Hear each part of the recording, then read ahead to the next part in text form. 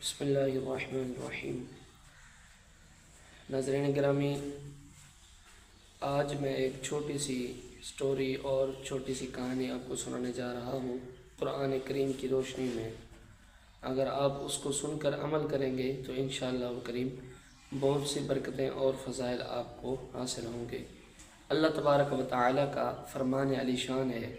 چھوٹی سی گزارش کرتا ہوں کہ اگر آپ ہمارے چینل پر نئے ہیں تو ہمارے چینل کو سبسکرائب کر دیں، دوستوں کے ساتھ شیئر کریں، لائک کریں، کمنٹس کریں تاکہ ہماری آنے والی ویڈیوز آپ تک بآسانی پہنچ سکیں۔ اللہ پاک قرآن پاک میں ارشاد فرماتا ہے وَإِن كَانَ ذُو عُسْرَةٍ فَنَظِرَةٌ إِلَىٰ مَيْسَرَةٍ وَأَن تَصَدَّقُوا خَيْرٌ لَكُمْ إِن كُنتُمْ تَعْلَمُونَ۔ اللہ رب العزت کی یہ فرمان جو ہے یہ ہے قرض دار کے لیے آسانی کرنے کے معاملے میں، کہ اگر کسی سے آپ نے قرض وصول کرنا ہو تو اس کو آسانی تک مہلت دیں۔ وَإِن كَانَ ذُو عُسْرَةٍ فَنَظِرَةٌ، اگر قرض دار مطلب کہ بہت زیادہ تنگی میں مبتلا ہو تو اس کو آسانی تک مہلت دو۔ وَأَن تَصَدَّقُوا خَيْرٌ لَكُمْ، اور اگر تم اسے بالکل معاف ہی کر دو تو یہ تمہارے لیے اور بہتر ہے۔ ان کنتم تعلمون، اگر تم اس بات کو سمجھو۔ یہ جو آیت کریمہ ہے یہ حقیقت میں ہمارے لیے تعلیم ہے کہ اگر ہم نے کسی سے کوئی قرضہ لینا ہو، کسی سے کوئی قرض وصول کرنا ہو تو اس کے لیے اگر ہم آسانی کا معاملہ کریں گے تو اللہ تبارک و تعالی بھی ہمارے لیے آسانی کا معاملہ فرمائے گا۔ حدیث کریمہ میں ہے، پیارے آقا صلی اللہ تعالی علیہ وسلم فرماتے ہیں کہ جب میں معراج کو گیا، معراج کی طرف میں گیا تو جنت کی سیر کرنے کے لیے میں جب جنت کے دروازے پر پہنچا تو جنت کے دروازے پر میں نے پڑھا، لکھا ہوا دیکھا کہ جو شخص اللہ تبارک و تعالیٰ کی راہ میں، اللہ تبارک و تعالیٰ کی رضا کی خاطر صدقہ کرتا ہے، اللہ تبارک و تعالیٰ اسے اس صدقے کے بدلے میں 10 گنا اجر عطا فرماتا ہے۔ اور ساتھ میں یہ بھی لکھا دیکھا میں نے کہ جو شخص اللہ تبارک و تعالیٰ کے رضا کی خاطر قرض حسنہ کسی کو دیتا ہے۔ قرض حسنہ ہوتا ہے کہ کسی کو تنگ دستی کا معاملہ ہو، کوئی تنگ دست ہو اور نادار ہو بیچارہ، اس کو قرض دے کر اس کی آسانی تک مہلت دیے رکھنا اور پھر اس کی حیثیت کے مطابق قرض واپس لینا یا اسے معاف کر دینا، یہ ہوتا ہے قرض حسنہ۔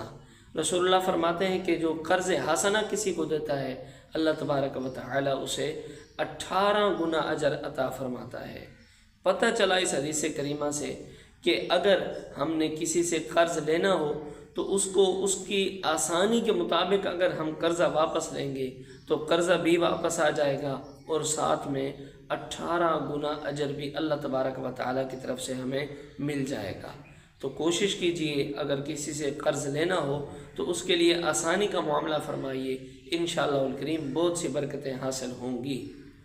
امام فخر الدین رازی رحمۃ اللہ تعالی علیہ فرماتے ہیں کہ ہمارے جو امام ہیں جن کی ہم سب تقلید کرتے ہیں، امام اعظم ابو حنیفہ رضی اللہ تعالی عنہ، امام اعظم ابو حنیفہ نے ایک مجوسی سے قرض لینا تھا۔ امام اعظم ابو حنیفہ رحمۃ اللہ تعالی علیہ کا جو قرض کا معاملہ ہے وہ اسی طرح کا ہے کہ آپ نے قرض لینا تھا، کچھ ٹائم گزرا تو آپ اس مجوسی کے گھر کو چلے گئے قرض لینے کے لیے۔ جب آپ اس کے گھر کے قریب پہنچے تو آپ رضی اللہ تعالی عنہ کے جوتے پر نجاست لگ گئی۔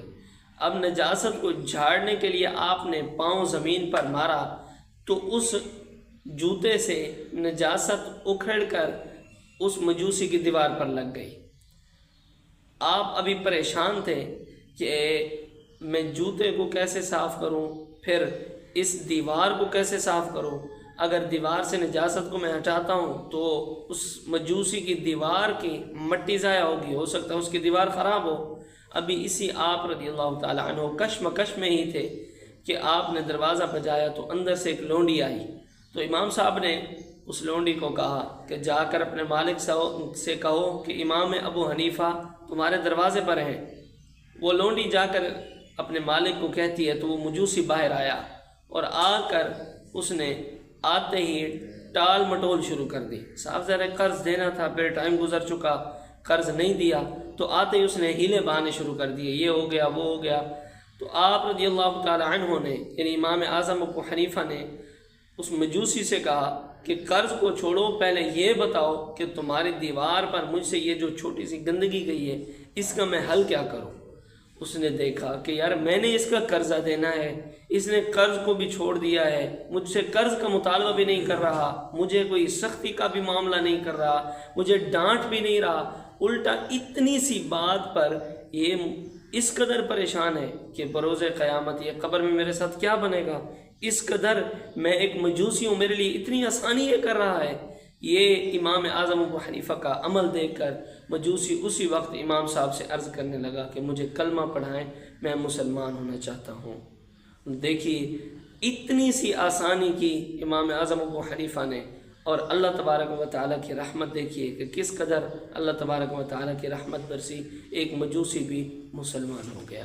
اگر ہو سکے تو آپ بھی اگر کسی سے قرض لینا ہے آپ نے تو قرض دار کے لیے آسانی کا معاملہ فرمائیے، اگر وہ تنگ دست ہے تو اس کی خوشحالی تک اس کو مہلت دیجیے، اگر آپ صاحب حیثیت ہیں تو اس کو معاف کیجیے۔ انشاءاللہ الکریم اگر میرے رب نے چاہا تو انشاءاللہ الکریم بہت سی برکتیں حاصل ہوں گی۔ اللہ تبارک و تعالی پیارے آقا صلی اللہ تعالی علیہ وسلم کی امت پر خصوصی رحم و کرم فرمائے، آمین بجائے خاتم النبیین صلی اللہ تعالی علیہ وسلم۔